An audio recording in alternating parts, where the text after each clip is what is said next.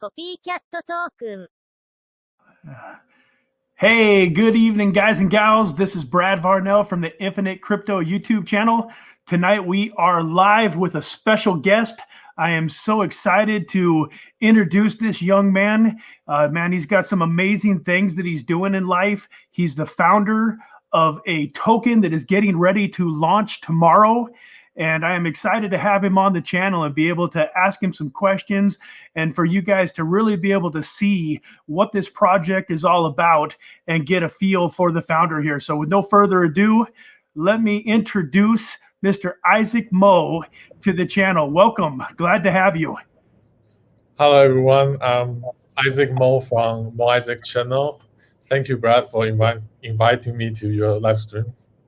Yeah, absolutely. So the cat is out of the bag, so to speak. Right in the title, it says COPYCAT Token Launch and interviewing the founder of the COPYCAT Token. So that's what we're here for. We're really excited to learn more about the how and why COPYCAT Token, became, why it exists. But before we get to that, I just wanted you to tell the viewers just a little bit about yourself. You've got an exciting background. I know that you're finishing up college here in about a year. So just tell everybody a little bit about yourself. Yes, sure. So I'm from Taiwan, and I'm currently a fourth-year computer science student studying at the University of Toronto.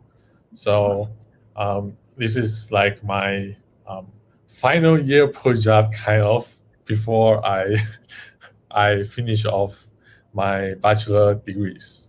All right, man, fantastic. So how does a computer science student go from being in college doing computer science to creating and founding a cryptocurrency project? How did that come about?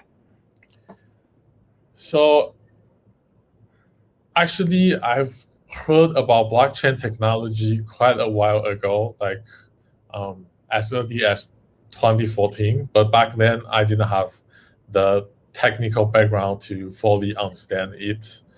But then I was pretty lucky to be able to enroll in software engineering courses. And then I found that this is exactly where I was looking for to applying my mathematical and logical knowledges. And then I jumped into crypto and keep learning, researching about all these exciting technologies. And then I just thought to myself, well, I think I'm a software engineer, and why don't I take a look at probably the hottest technology for the next decade? So that's where I am, trying to make something unique in the crypto space. And I just had this kind of outside of box ideas where we were seeing so many similar COPYCAT tokens that were born from copying each other, basically, or copying from some trending projects. So I was thinking we should have a way to that investors or outsiders to know about this, because a lot of people are just looking at like the names or the founder, but they didn't actually invest into what the project's background is. So I just have this idea about having a token where we'll use this token to send to the projects or whoever that has copied someone else's ideas. And the reason why this is different than the traditional way where someone would just write an article about it is that anything can be removed on any websites. But unlike these blogging websites, blockchain is immutable and as well as transparent. So every ledger transactions will be recorded and be able to view by the public at any point in time. So if we have this token and we use this token to kind of label or mark those copycat projects, then we will be able to like express this idea to anyone that's looking to jump into these projects. Okay, great. Okay, great. I think, when I was listening to you on the Investing Nomad channel, Terry was talking to you. It sounded like you actually had some experience with Bitcoin several years ago, but you really didn't know what you had a hold of. You were just using it as a payment method? Yeah, so I first heard of Bitcoin in 2014, but I obviously don't have any funds to buy it. But then luckily I've just been saving my money and able to buy some Bitcoin in 2016. But I was using as an alternative to credit card because I was very young at that time. But it allows me to be able to trade on the online world. So basically, I will be buying some like in-game items and do buy and sells. But I didn't really kept Bitcoin in my bag, which is kind of sad if we look back right now. But that's where I started. So Bitcoin back in 2016, I think I got at least one Bitcoin when it was below $500. Yep. Yeah, that kind of intrigued me about you because I kind of was in the same boat. I had a company that I was working with that would only accept Bitcoin as payment. And so I was buying Bitcoin, and it was August of 2016 and Bitcoin was about $500. And I was buying Bitcoin and sending it to them, but I never actually kept any of it. I got a little bit lucky and I had maybe $20 or $30 left over in a wallet. And then I found out about it kind of right as the bull run happened in the end of 2017, 2018. So it was worth several $100s. And it's actually a little bit of what kind of got me excited about crypto.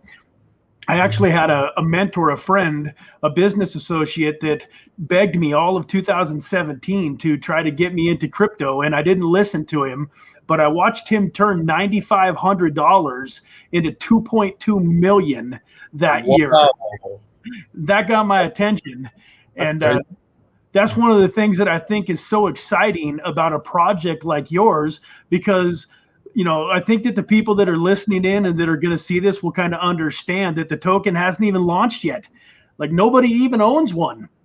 So talk about getting in, on the ground floor and really being part of this when it just, when it goes live, which I believe is going to happen sometime, hopefully in the next 20 to 30 hours, hopefully. Is that right? Yeah, basically, I already said in my pre-launch video that I'm planning to launch this project this week. And I was really looking at probably September 2nd in my local time zone.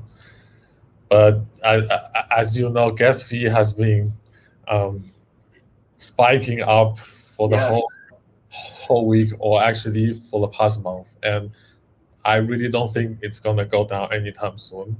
There's just more and more projects launching. So I just think we should start at some point and then absolutely just like steadily grow instead of just keep delaying. And I know earlier this evening there was a handful of us on Terry's live stream, the Investing Nomad live stream, and he was trying to talk you into launching it right on the spot.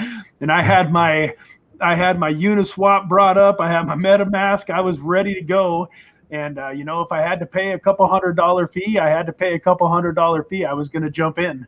So what I want to do here real quick is I want to show off your website a little bit. So let me work with this. I'm kind of new with this software, but I think I practiced a few times and I should be able to pull it up fairly easy. Let me share my screen here.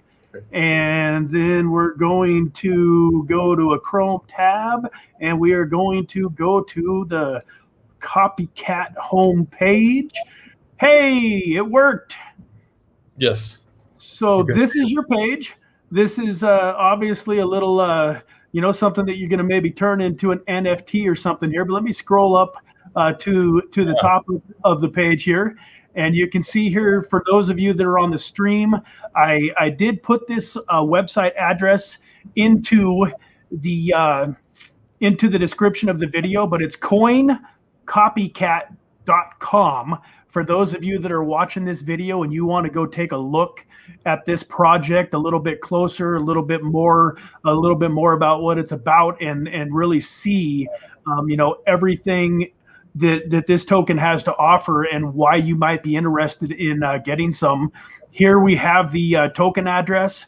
So for all of you that are looking at this, you definitely want to copy and paste this token address into Uniswap and into your MetaMask and that type of stuff. That way you know for sure you are getting the authentic copycat token, although that does sound a little strange to say, an authentic copycat token. Is there anything that you would like me to show off in particular on the website, or anything that you would like to point people towards? I guess if you scroll down, you can find all the social media links. So you definitely want to join the Telegram as well as Discord, because I will be announcing the lunchtime a few hours beforehand. So Perfect, make sure guys. you follow the social media so you get the newest updates. Okay, perfect. So here's all the socials, folks. You got Discord, Twitter, Telegram, Reddit, and then in Instagram. On this particular video, I've also got his YouTube linked, and I've got the link to the official Telegram channel, the Discord, and to the Twitter, and there's a link to the website that's going to be here in the description of this video. So you guys can go check that all out. Let me get back and definitely check out my NFT projects. If you scroll further down, sorry. Oh, I'm sorry, I took it off. You want me to click back to it? Just take me a second to get back to it. Let me get back there. No problem. Let me hit share here. And so if you have time, you can feel free to look through all the text on the website. It explains pretty much all the concepts that I have in mind. Perfect. And where do they go to look at the NFT information? Right now, it's not that obvious yet. You have to go. You can hover to more on the top right. Okay, it'll be over here, kind of where the home tab and the team and all of these tabs are. Then. And go to FAQ. So if you hover on the more. Yep. And then hit FAQ. Yeah. Oh, okay. And then scroll down. Yeah. The last question. No. Right here. Yes. How do I support this project? I see. Okay. You can check out the Copycat NFTs on OpenSeas. Okay, awesome. That's cool. Did that click over? Yeah. Can you see it? Nope. No, you can't. Okay, let me get back here. So there's actually two collections. One is directly related to COPYCAT. So basically, these sales will be the funds collected from selling COPYCAT NFTs will be used to help pegging the floor value of this token, and some will be used to help funding the other NFT collection. So we can talk about that. I like that floor price right now at 3/10 of an ETH. Man, the way that NFTs have been taking off, this is something that people can get into. And if this goes viral, which I know you very much believe and are hoping that this project goes viral, some people could really do very well on some of these NFTs, being able to get on them at such a low floor price. Yeah. So actually, I kept the limit supply for NFTs to be pretty low as well. So you probably want to get some after the launch, because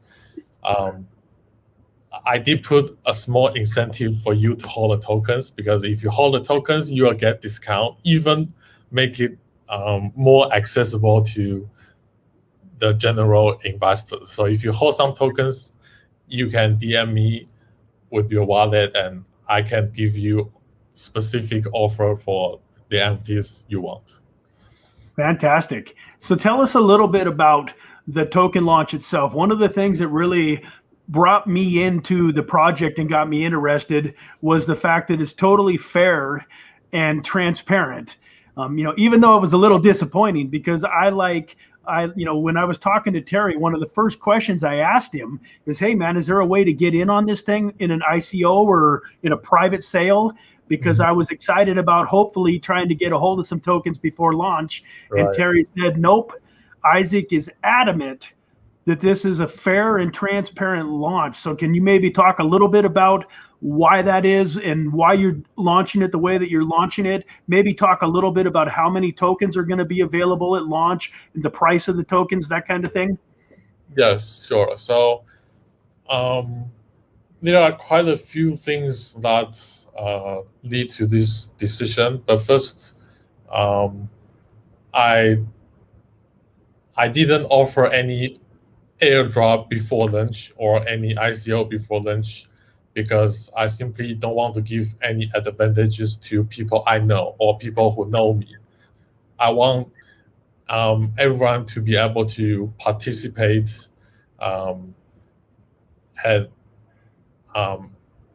like fairly, basically. Of course, I cannot make sure everyone can get it in the first second because Right. I'm basically depending on my own time zones as well as the gas fee, but that's as fair as it can get, pretty much. Absolutely. So I guess the transparency is inspired from Terry because I think they are pretty much the first YouTubers that make the whole process completely transparent. And I really think this will be the future trends for new crypto projects because it's so important to be able to ensure the new investors that the project you are investing are not going to be disappear in a day, a week, or a month. It's going to be last as long as the founder is working on it, and everyone can like monitor the progress and support the project. So that's the part I really like. And I guess for the launch, I will be allocating roughly 1,000 tokens as the initial pool. So that's 10% of the total supply, but that's also 25% of the available liquidity because right now I'm only allocating 4,000 tokens to be able to put into the liquidity. Another 4,000 is locked until the end of the year. Okay. So I'm limiting the supply I'm able to manage.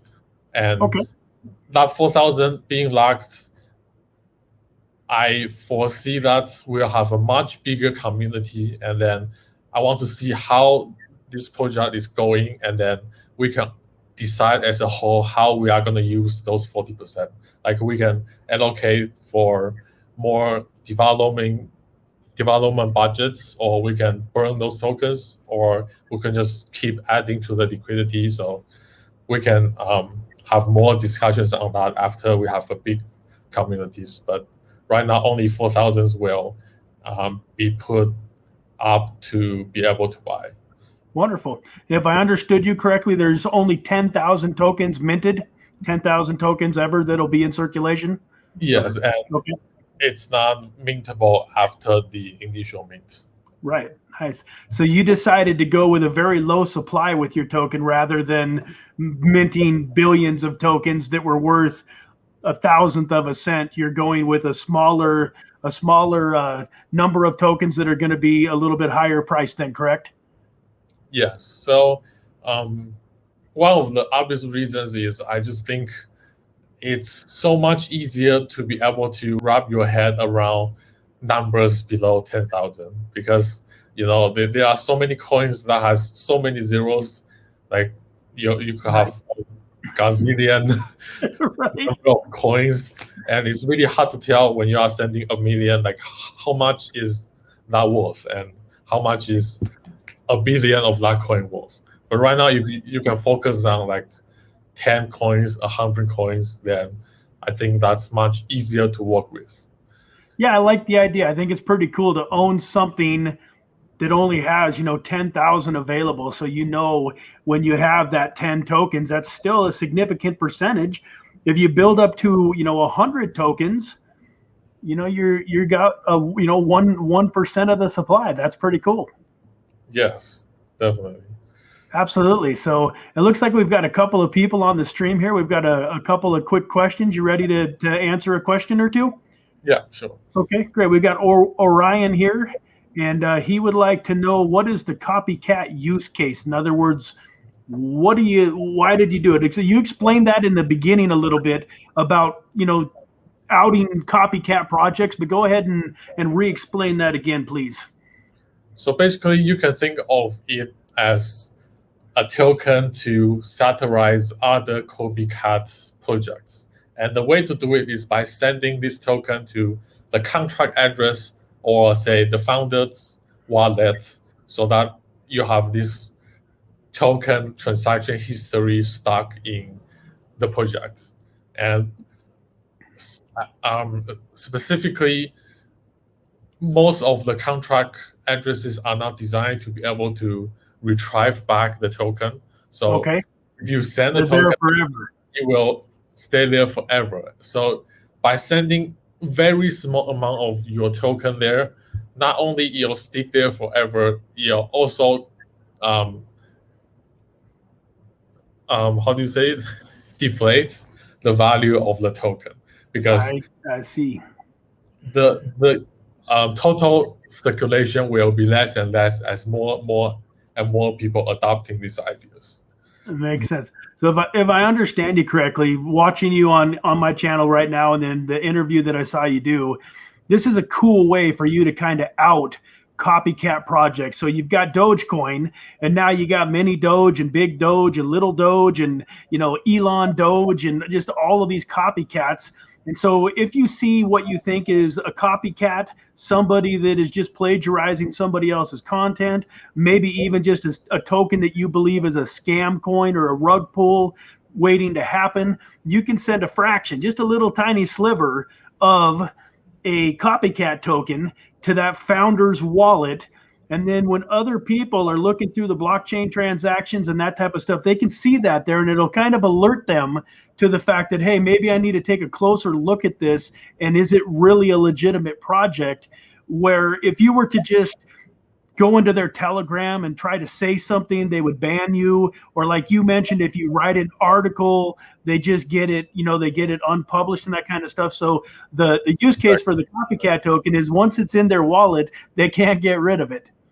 Yeah. So if you send it to the founder's wallet, of course they can probably sell it for a cent or something. But the thing is, your action is being recorded on the blockchain. So absolutely.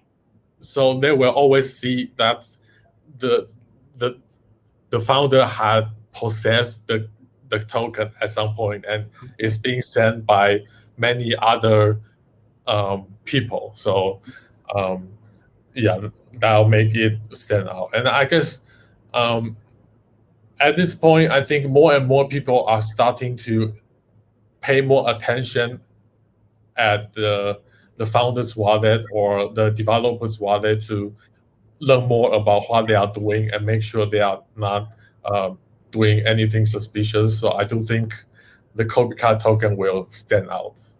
Absolutely. Makes sense. Would it also be fair to say that part of the fun of owning and being invested in this project is just the community, the fun that we're going to have supporting each other and outing other copycat projects? And, to me, it just seems like a very fun, inviting atmosphere. A lot of these meme coins don't necessarily have intrinsic value, but because they have a community that loves them and stands behind them, like the Dogecoin, is at $30 billion market cap, and it really, your copycat token almost has more utility in some ways than Doge. So is that fair to say that that's why part of the reason you think people are going to be drawn to this project?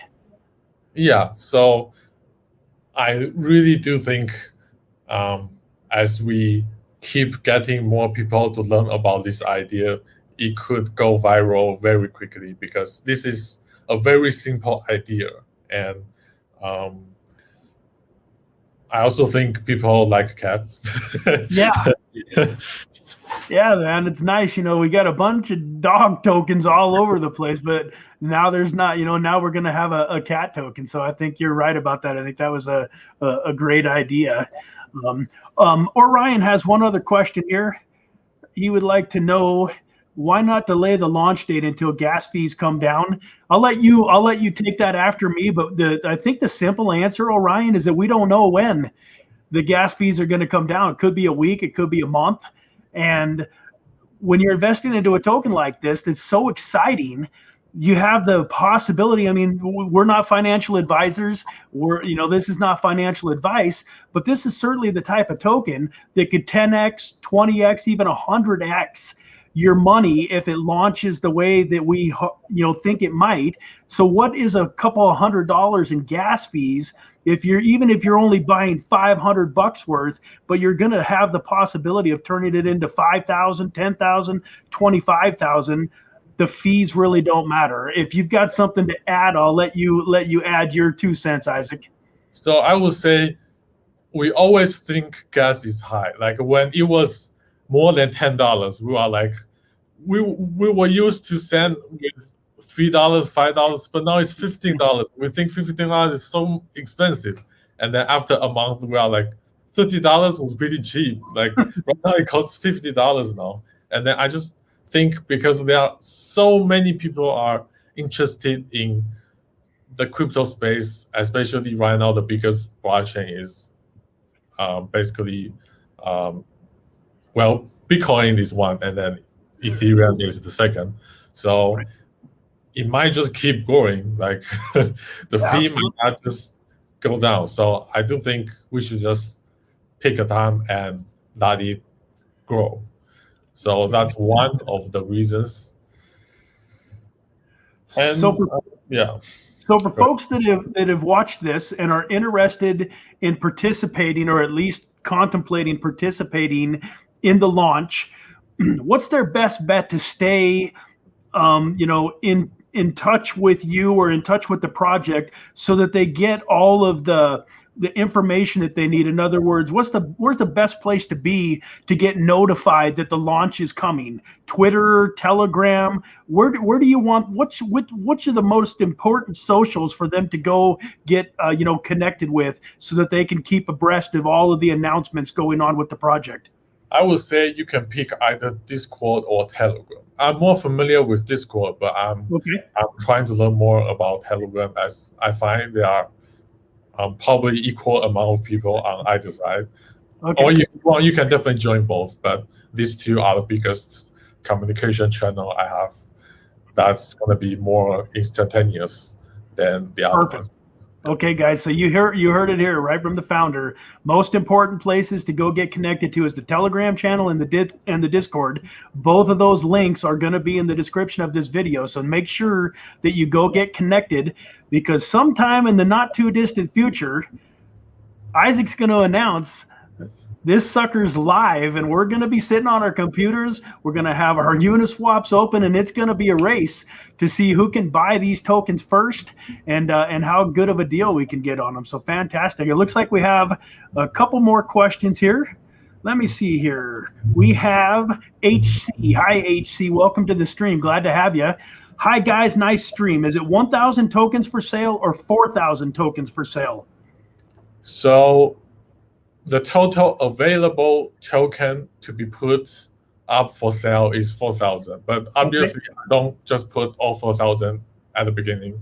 Otherwise, if someone just bought all up, I have nothing to to offer. So it will be spread out into a wide price range, and I will keep adjusting the pools so you'll always have tokens to buy. Okay. But if more and more people are interested in buying this token, it will just keep moving up, basically. Absolutely. Okay, makes sense. So once the first original 1,000 gets sold, then you will slowly add more of the remaining 3,000 to create more liquidity so that more people can buy into the token. Basically, yeah, but I will not wait until it gets sold. I will be monitoring how the market moves and then adjust it. Okay. Because the first 1,000 might get sold in about a minute or two, so it'll be interesting to see. It's gonna be hard to make a reasonable price range beforehand, but I will definitely try to accommodate that. Awesome. Makes sense. Let me see here. I'm going to skip over one and then I'll come back to it. HC has a second question, and that is your liquidity in USDC or USDT? So originally I was going to do USDT because I just happen to have more USDT in my wallet, but I might convert to USDT for now just because I think many people are concerned about USDT because they don't think it's properly backed. So I just don't want to have any potential risk in the future. So I'll just start with USDC, which is more safe in a sense. Yeah. Great. So that answers that question. It's going to be USDCHC. And then one. Yeah, go ahead. You don't have to convert anything to USDC. As long as you are doing it on Uniswap, Uniswap will handle the underlying swaps. So usually most of the tokens already have multiple pools to be swapped to USDC. So Uniswap will just do that for you and then eventually swap to the COPYCAT token. Absolutely. That makes sense. So to reiterate, folks, if you're getting ready to buy the token when it goes live, you don't have to own USDC in order to do it. You can buy it with Ethereum, and Uniswap will transfer it and do what it needs to do to turn it into USDC for you. So you don't have to go out and purposefully just get USDC if you don't have it. Ethereum will work, USDT will work, and probably several other tokens would work to get the job done. Is that what you said? Yeah, so you don't have to waste a gas fee just to absolutely for the purchase. So with that, though, we will say it's important to have Ethereum. If you already have some USDC to buy the token with, make sure you have plenty of Ethereum to pay the gas fees, because when you're on MetaMask and Uniswap, the only fee that, the only way that you can pay the fee is with Ethereum. So you don't want to get caught with $2,000 worth of USDC and no Ethereum. Make sure that you've got, what would you recommend? Just in case, have several, $200-300 worth of Ethereum on hand, just to make sure that you get your transaction through? At least, because I really don't want it to happen, but if everyone trying to buy at the same price, only pretty much 1% will be able to do it. And if your slippage is not high enough, your transaction will fail, basically. Makes sense. So you just waste the gas fees in that case. Yes. It's likely that we'll see it happening, unfortunately. I know it's pretty normal for any token launch, but you still have to be prepared for that. Absolutely. I agree 100%. So let me go back here to Orion. Had one other question. How high can you see this token going short-term versus long-term? I'm not sure if that's something that he can actually talk about. But I'll let you answer that question if you can. So I won't say a specific value because obviously I cannot predict the market. Right. It's almost solely dependent on all of you, basically, all the investors and all the promotions, I guess. But what I believe is if the project itself is solid, the concept is there, and the founder is transparent, then I can't see it stop growing. It should steadily grow in the long term. Of course, it might come down after first day because it pumped too hard. But if we look at it in a more large scale, then we should see steady growth as the public start to adopt these ideas. Makes sense. Absolutely. I think that was a great answer. And then let me see what else we got here.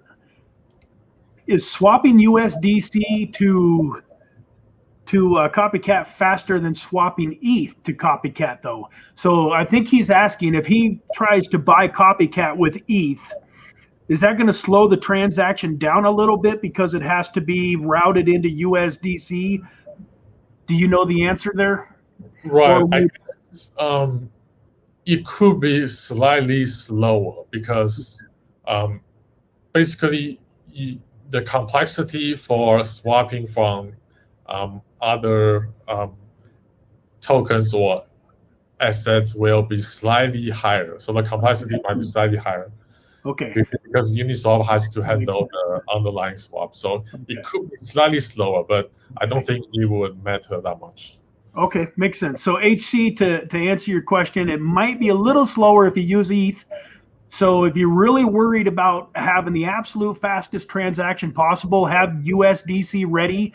But both Isaac and I don't think that that's necessarily worth it if it's going to cost you a bunch of money in fees to get your funds into USDC. So depending on the gas fees, you'll have to, make that decision for yourself. But yeah, we both agree it could be, a millisecond or two faster if you've already got USDC.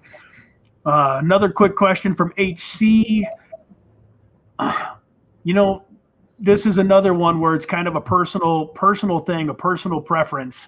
I've heard people in other channels that were saying they're going to set their slippage for as high as 20 to 30 to even as high as 50%. Do I think that's wise? I don't know. It's hard to say. What do you think? Yeah, it's definitely hard to say. It's basically depend on your own tolerance, because basically if you try to buy the token at 25, would you accept to buy the same, basically half of the amount? Right. So if you say at 50%, that's basically if the price goes up 50%, would you still accept that transaction? If not, then you would be lowering your slippage but increase the gas. So gas fee is the determining factor for whether it gets included to the next block. So that might be better than setting a slippage to too high. Okay. But you might still want a small room of price action. I agree. Yeah, absolutely. So HC, I think we both agree that you want to set your gas high. Don't be cheap when it comes to the fees. Pay the Ethereum fee, because if this token rockets up like we think might, whether you paid $25 in a fee or $100 in a fee is not going to really matter long term. But we do agree to set some slippage. If you just keep it to the setting that it's at 0.5% or 1%, there's a very good chance that the price is going to go up fast enough that your transaction won't go through, won't get approved. So it's kind of a personal preference. Do you want to set it to 5%, 10%? It's, that's kind of up to you. And neither one of us can really know. We don't have a crystal ball. If I had the answer for you, I would tell you. I'm still going in my mind trying to decide. I was thinking I was willing to set mine at roughly about 20% slippage, but I thought that 50% was a little bit extreme. So, that's a kind of a personal preference. And then the last question that we'll take here, I think it's kind of similar to the last one, is when buying an ETH, do we have to set up slippage? So kind of the same question. And the answer is the same, Orion, that it's a personal preference. If you up the slippage, you do have a better chance of your transaction going through. But me and Isaac both agree that setting the gas fee up higher and be willing to pay a higher fee and getting your transaction done quicker is also going to be important. Yeah. So of course you can also wait a little bit, but you might not be able to buy the token at your desired price. But at the first second, it's just going to be very hard. It's going to be chaos. But it's going to be fun chaos. It's going to be exciting chaos. Yes, you'll have to find the balance between slippage and gas fee, basically. Do you want to accept more variation in price, or do you just want to pay more fees to get your transaction done faster? Absolutely. Makes sense, man. Well, I tell you what, I feel so privileged to have had you on the channel today. Thank you so much for coming on. It was an honor, man. We're really excited about what you're doing. I appreciate your honesty, your integrity, and your transparency. Just just exudes out of you, and it's so refreshing to see somebody young, 20, 22 years old. I think you said that is thinking the way that you're thinking, that's got these big dreams and goals and visions. I think that most of us that have been in crypto for a while have daydreamed at some point in time, man, wouldn't it be awesome to create a token? Like, instead of buying a token and holding it and hoping that it goes up, how cool would it be to create a cryptocurrency? And here you are at 22 years old, man, and you got it done. That's so exciting, man. Congratulations. Thank you. Yeah, man. So before we hop off of here, is there any last things that you would like to say to the viewers? Anything that you would like to talk about, or are you ready to go? I guess if you don't mind, I still want to mention my other NFT projects.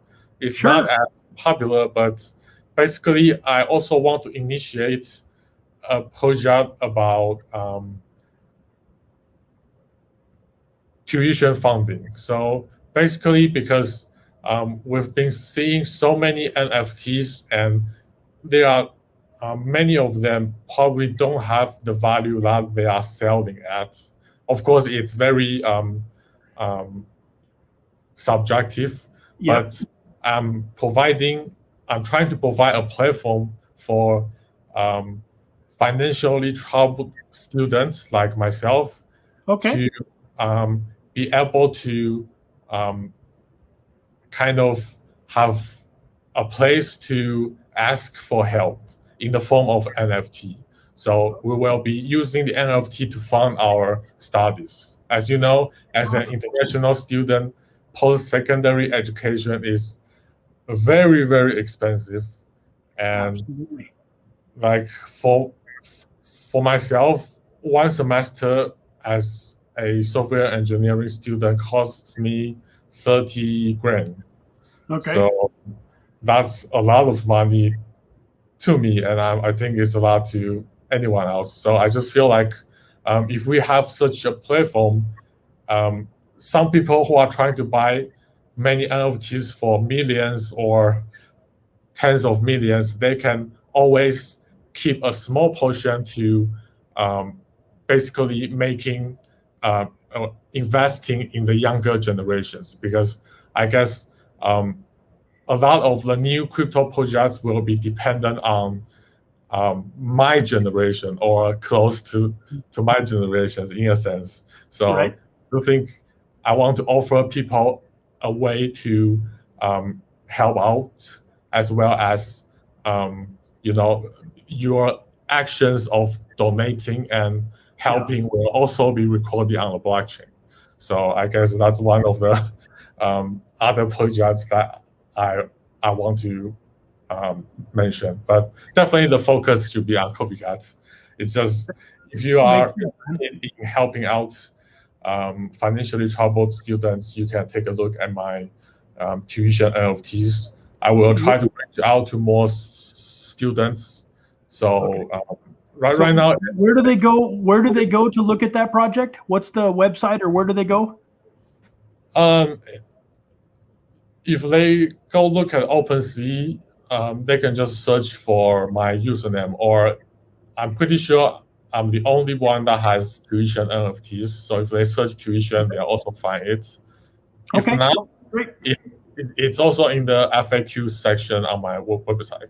Okay, I saw that perfect there too. So if you want to send me a link, I can edit the description. I can also put a link to OpenSea with all of your other socials, because I think that's important. I don't think that gets talked about enough, the giving back part, because a lot of us have been blessed in crypto to do extremely well, and especially, you know, in a short period of time compared to traditional methods. And so I'm big on that. I'm big on helping people and using a part of, you know, what I've been blessed with to give back to others. So I think that's great that you're already thinking about that and that you're putting that plan into motion. And once again, it kind of goes back to your character and your frame of mind that, you know, folks, Copycat is not designed to make this gentleman wealthy. You know, he's probably gonna get wealthy from it, and that's gonna be a benefit, but he's got so many other reasons for doing it, and you know, the heart for helping people. So, and that was awesome. So I really enjoyed this. Man, we gone 45 minutes. It didn't feel like that at all, but I really enjoyed this 45 minutes. And, you know, I look forward to having you back on the show again one of these days. And I look forward, I know that we talked about a video. I'm going to actually go do a video on the COPYCAT token here where I can do more of a deep dive and show off the website and really talk about the COPYCAT, you know, so that'll hopefully be coming out sometime in the next 2 or 3 days, probably after the launch has happened. And I'll be able to talk about how exciting the launch was, and hopefully a few of you that are getting this information early get to enjoy some of the profits that I think are going to be coming at launch. So with that, man, thank you so much for being here. You know, God bless you. And I look forward to talking to you again soon. Have a great day. Thank you very much. We'll talk soon. Bye. Okay, you bet. Bye-bye.